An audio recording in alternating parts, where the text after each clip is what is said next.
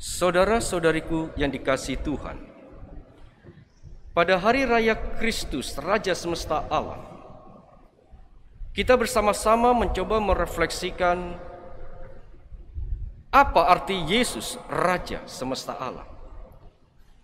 Lalu bagaimana kita menghidupi hidup kita sebagai pengikut-pengikut Kristus, Raja semesta alam. Apakah kerajaannya adalah kerajaan dari dunia ini? Sebagaimana seperti dikatakan oleh Pilatus. Di dalam bacaan Injil hari ini, Pilatus mempertanyakan, apakah engkau raja? Yesus mengatakan, kerajaanku bukanlah kerajaan dari dunia ini. Jadi engkau raja? Iya, engkau telah mengatakannya. Kalau Yesus bukanlah raja dari dunia ini, lalu raja macam apa? Saudara-saudari, Yesus sebagai Raja semesta alam, kita bisa melihat, kita bisa merefleksikan dari banyak sudut, dari banyak angle. Pada malam hari ini, saudaraku terkasih, kita akan mencoba melihat Yesus Raja semesta alam yang adalah Raja kelemah lembutan. Kalau Yesus mengatakan, kerajaanku bukan dari dunia ini, maka kerajaan Yesus bukanlah kerajaan kekuasaan, bukanlah kerajaan otoritas, bukanlah kerajaan dalam arti dunia. Tetapi sekali lagi ada banyak segi. Pada malam hari ini kita akan menggarisbawahi, mencoba merefleksikan dari satu segi Yesus sebagai Raja, yaitu Raja dari segala kelemah lembutan. Emangnya Yesus tidak mempunyai kekuasaan? Apakah Yesus tidak punya kemuliaan? Kalau kita berangkat dari bacaan pertama, saudaraku terkasih, Yesus sungguh-sungguh Raja. Dikatakan di sana, diserahkan kekuasaan, kehormatan, dan kerajaan. Dalam bacaan kedua dikatakan juga Yesus berkuasa atas raja di bumi. Raja-raja di bumi punya waktu, punya keterbatasan waktu. Tetapi Yesus Raja semesta alam, dia adalah Raja dahulu, sekarang, dan akan datang, Alfa dan Omega. Kerajaan yang dibangun oleh kerajaan-kerajaan, misalnya Mojopahit, pada titik tertentu, saat tertentu mengalami kehancuran. Berhenti, tinggal sejarah. Namun kerajaan Yesus, kerajaan Allah, kerajaan kelemah lembutan, tidak ada awal dan akhir. Alfa dan Omega. Kelemah lembutan sejak dahulu, sekarang, dan masa akan datang akan sungguh-sungguh mempengaruhi kehidupan manusia. Maka saudaraku terkasih, kalau Yesus Raja kelemah lembutan, di mana kelemah lembutan itu menopang kelemahan manusia, maka itulah yang dihadirkan Yesus bagi kita supaya kita meneladaninya. Kalau Yesus adalah Raja kelemah lembutan, karena kelemah lembutannya, saudaraku terkasih, maka kelemahan manusia ditopang, keselamatan manusia dihadirkan karena kelemah lembutan. Seandainya Yesus tidak lemah lembut, apa yang akan terjadi dengan hidup manusia? Apakah Anda akan duduk di sini sebagai orang yang beriman, percaya pada Tuhan? Belum tentu. Saudara-saudari, Yesus Sang Raja semesta alam, Raja kelemah lembutan, dia adalah manusia yang utuh, manusia yang sungguh-sungguh manusia, karena dia dilahirkan melalui pasangan suami istri yang kudus, yaitu Yosef dan Maria. Kalau Yesus mampu hidup di dalam kelemah lembutan, itu tidak lepas dari teladan dan ajaran Maria dan Yosef. Sekali lagi, Yesus adalah Raja Putra Allah, tetapi dia juga adalah manusia yang utuh, putra Yosef dan Maria. Yosef dan Maria mengajarkan kepada Yesus bagaimana bersikap lemah lembut. Bukan hanya mengajarkan, tetapi juga meneladankan, memberi contoh. Mari kita melihat di dalam kehidupan Yosef yang lemah lembut sehingga dia mampu untuk menopang kelemahan manusia. Ketika Yosef mendengar kabar bahwa Maria mengandung, bapak-bapak, kaum laki-laki, seandainya mendengar bahwa kekasih Anda yang sudah akan Anda nikahi, sudah tunangan, tiba-tiba mengandung. Arogan, marah-marah, kalau perlu diperadilkan, bawa ke jalur hukum. Tetapi Yosef dengan lemah lembut melalui mimpi, Tuhan mengatakan, ambil dia sebagai istrimu. Dan dengan kelemah lembutan Yosef mengambil Maria sebagai istrinya. Ketika Yesus lahir, Herodes dengan arogansinya membunuh anak-anak yang lahir pada waktu itu. Dan Tuhan memerintahkan, bawa bayi ini ke Mesir. Baru aja lahir sudah buat persoalan Yesus ini. Tetapi saudaraku terkasih, Yosef tidak arogan. Dengan kelemah lembutannya, dia membawa Maria dan Yesus mengungsi ke Mesir.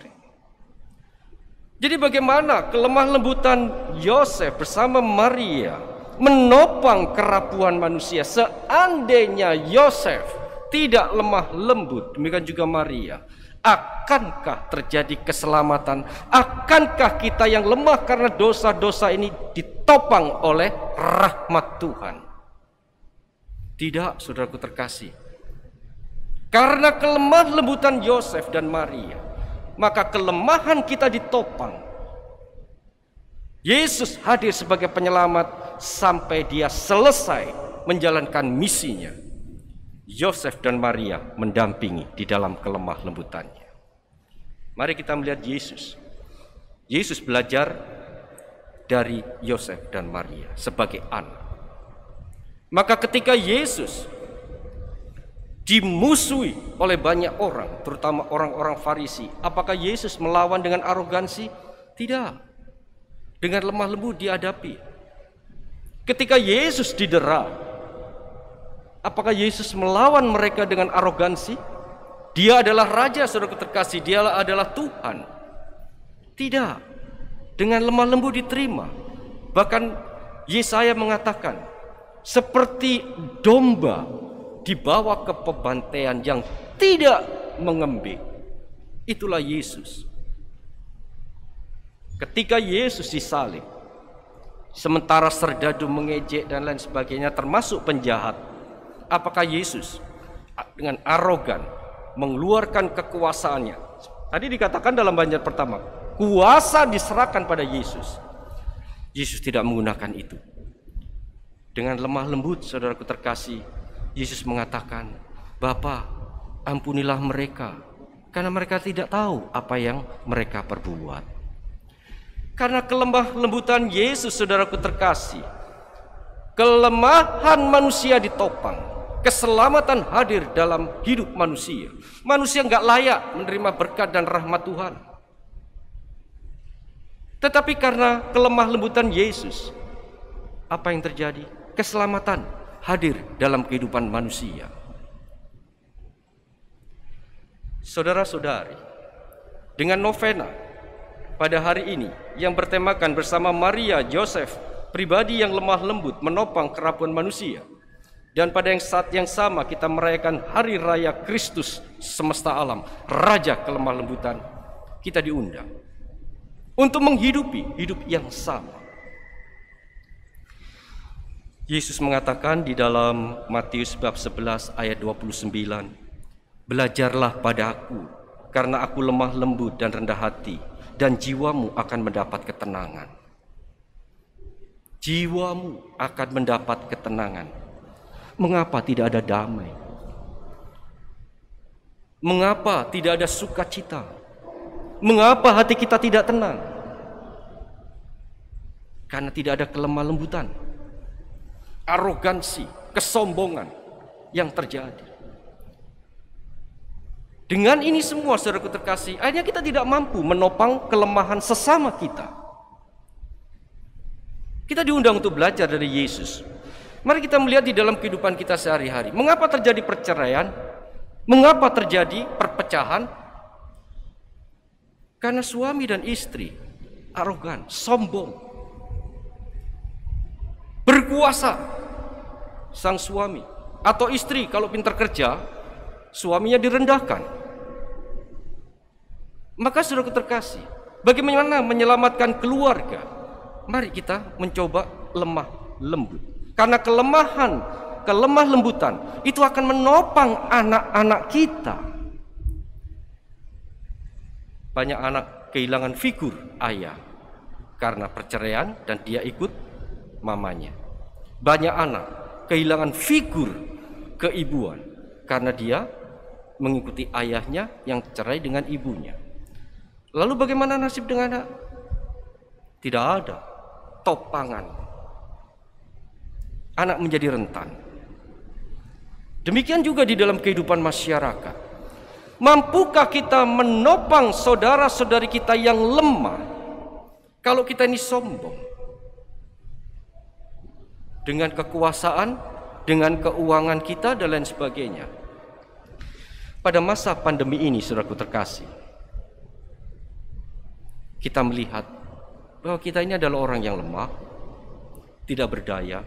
Betapapun tingginya kedudukan Anda, tidak bisa menyelamatkan jiwa Anda bila sudah terkena virus corona dan dipanggil Tuhan.